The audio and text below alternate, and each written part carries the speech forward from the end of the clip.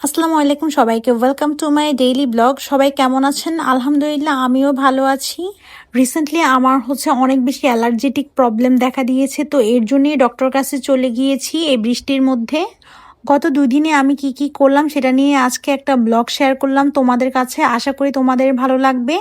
একটানা 5-6 দিন বৃষ্টি দেখে আর ভালো লাগছে না, এখন একটু সূর্যের দেখা দেখতে ইচ্ছা করছে।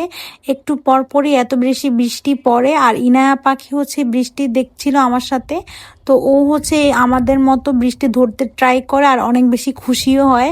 মাশাল্লাহ বলবা কিন্তু সবাই। আমার সেদিন সকালবেলা ঘুম থেকে উঠতে অনেক বেশি লেট হয়ে গিয়েছে, তো ভাবলাম কিছু একটা বানিয়ে খাই। রুটি আমাদের বাসায় সবসময় বানানো থাকে, তো ওই দিন আর রুটি খেতে ইচ্ছে করলো না।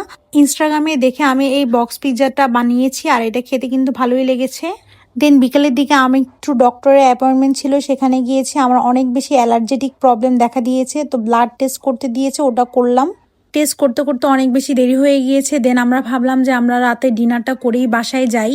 হসপিটালের নিচে এরকম একটা বিরিয়ানির দোকান ছিল, তো এখান থেকে আমাদের কখনো আগে ট্রাই করা হয়নি। এটা বলতে গেলে নতুনই হয়েছে আমাদের এলাকায়, তো ভাবলাম এখান থেকে ট্রাই করি। তো ইনার বাবা এখানে বিফ কাচ্চি নিয়েছিল, আর আমি মোরগ পোলাও নিয়েছি। আমার যেহেতু অ্যালার্জেটিক প্রবলেম, আমি বিফটা অ্যাভয়েড করছিলাম। আর সাথে ছিল বোরহানি। আমার তো বোরহানি খুব ভালো লাগে এসব খাবারের সাথে। ইনার বাবা কোল্ড ড্রিঙ্কস খেতে চেয়েছিল, পরে আমি বললাম না, বোরহানি খাবো। আর এখানেও দেখছিল কি কি দিয়েছে, আর ওদের পিসটা ভালোই ছিল, মাংসের পিসটা। আর খাবারটাও বলছিল ভালো ছিল, কাচ্চিটা আর কি। এখানে ইনায়া বুড়ি শশা দেখে বলছিল শশা শশা। ও মাশাল্লাহ শশা বলতে শিখেছে। ওই দিনে আমি দেখে একদম সারপ্রাইজ হয়ে গিয়েছি। তো ও এখন মাশাল্লাহ মাঝে মাঝে একটা দুটো ওয়ার্ড বলে আমাদের সাথে। আর ওদের এই মোরগ পোলাওটা গ্রেভিটা আমার কাছে খুবই ভালো লেগেছে। অন্যান্য জায়গায় অনেক বেশি মশলা দিয়ে দেয় হাবিজাবি।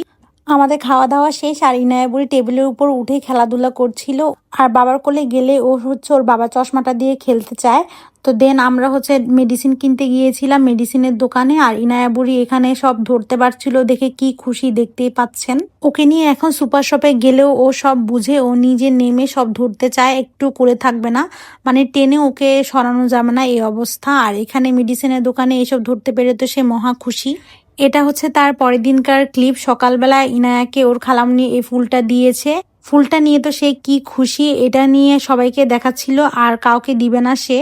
আর এখানে বারবার বলছিল পাপা পাপা। কলিং বেলের সাউন্ড শুনলে সে মনে করে পাপা এসেছে, এই জন্য পাপা পাপা বলছিল। আর এখানে ওর জন্য সকালে নাস্তা বানাচ্ছিলাম প্যানকেক। তো ওকে আমি রুটি বা প্যানকেক যে কোনো একটা সকালে নাস্তায় দেই। মাঝে মাঝে সুজির হালুয়া বানিয়ে দিই, বাট ও খেতে চায় না দেখে সুজির হালুয়াটা আর বানাই না। তো আপনাদের কাছে নতুন কোনো নাস্তার টিপস থাকলে আমাকে দিতে পারেন। বাচ্চা